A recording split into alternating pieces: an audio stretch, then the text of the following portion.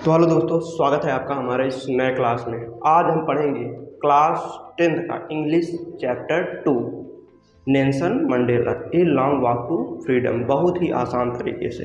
ठीक है, ये देखो, पहला तो एक देखो Nelson Mandela a long walk to freedom. ये कहानी है साउथ अफ्रीका की, जहाँ पे लोग गुलामी की जंजीरों में बंधे हुए थे। और किस चीज़ के गुलामी के? रंग भेद के गुलामी में। वहाँ पर गोरे लोगों को पूर्ण रूप से आरक्षण मिलता था और काले लोगों को एकदम आरक्षण नहीं मिलता था।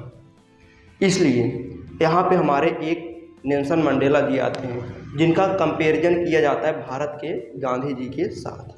ठीक है, तो उन्होंने पहला तो अपने ऑटोबायोग्राफी में लिखते हैं। पहला स्टार्टिंग हम लोग स्टोरी देखते हैं। देखो क्या होता है। देखो नेल्सन मंडेला जी के बचपन की सोच क्या थी। उन्हें बचपन में ऐसा लगता था कि दोस्तों का साथ घूमना, खेतों में दौड़ना और खेलना कूदना, यही एक आज़ादी है। ठीक है, लेकिन बाद में धीरे धीरे इनको पता चलता है, उनके सामने हो रहे अत्याचारों को देखते हुए उन्होंने सोचा यार ये सब तो आज़ादी है ही नहीं। ठीक है, तो उन्होंने सोचा मैं इसके खिलाफ लड़ाई करूँगा। ठीक है, तो दूसरा पॉइंट आता है एपार्थाइड, रंग भेद के खिलाफ लड़ाई। तो क्या होता है, इन्होंने रंग भेद के खिलाफ आवाज़ उठाई, कुछ पार्टियां ज्वाइन की और धरना प्रदर्शन किए। ठीक है, लेकिन इनके इस कारण की वजह से उनको 27 साल तक जेल में रखा गया कैदी के रूप में। लोगों ने बहुत प्रयास किया छुड़ाने का। बाद में एक नए नेता आए, जिन्होंने अच्छे नेता थे, जिन्होंने इनको छुड़ाने में मदद की है। ठीक है, तो 27 साल जेल में क्या क्या होता है। देखो, उन्होंने जेल में जब पुलिस वाले लोग मारा पीटा करते थे तो एकदम शांत तरीके से उसको सह लिया करते थे। बाद में पुलिस वालों को भी उन पर दया आ जाती थी।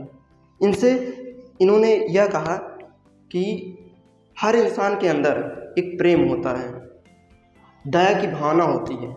ठीक है, तो अगला पॉइंट आता है जेल से छूटने के बाद क्या होता है।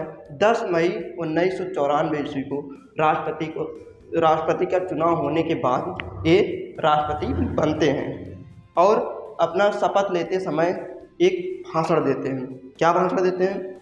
लोकतंत्र, क्या कि हमारा देश आज़ाद हो चुका है और हमारे देश में एक लोकतंत्र स्थापित हो चुका है। अब यहाँ पर काले और गोरे लोगों को समान अधिकार दिया जाएगा। तो नेल्सन मंडेला चाहते तो गोरे लोगों को पर भी अत्याचार कर सकते थे, लेकिन उन्होंने ऐसा नहीं किया।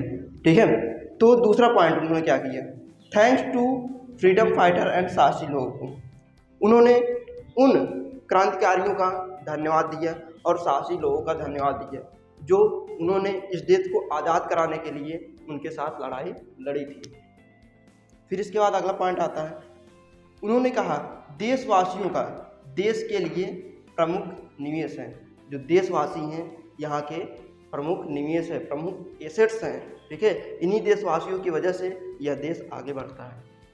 दूसरा पॉइंट है, एक इंसान की 2 जिम्मेदारियाँ होती हैं। एक देशवासी की 2 जिम्मेदारियाँ होती हैं।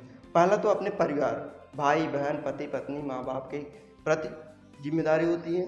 दूसरी जिम्मेदारी जो आती है देश के प्रति आती है।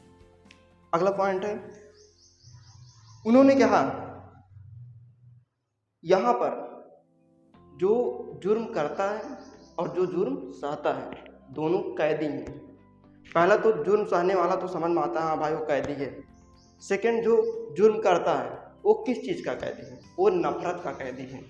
ठीक है, अगला पॉइंट हमारा आता है कि नेल्सन मंडेला जी कहते हैं कि साहसी होना ही प्रमुख कार्य नहीं है, डर के ऊपर जीत प्राप्त करना यही एक साहसी कार्य है। ठीक है, और जब ये राष्ट्रपति का शपथ ले रहे थे, बहुत दूर दूर से कि देश के लोग इनको सेलिब्रेट करने के लिए आए हुए थे। ठीक है, ऐसा प्रश्न पूछा जाता है कि दूर दूर के देशवासियों के नेता लोग क्यों आए थे साउथ अफ्रीका में? तो हम बता सकते हैं राष्ट्रपति शपथ के दौरान नेल्सन मंडेला। ठीक है, तो इसमें क्वेश्चन पूछा जाता है, ये जो स्पीच है इन्होंने दिया था, भाषण दिए थे, इन सारे भाषण आते हैं फिर आता है कि उनके बचपन की सोच और बड़े होने की सोच में क्या अंतर थे, ये क्वेश्चन ज़्यादा पूछा जाता है।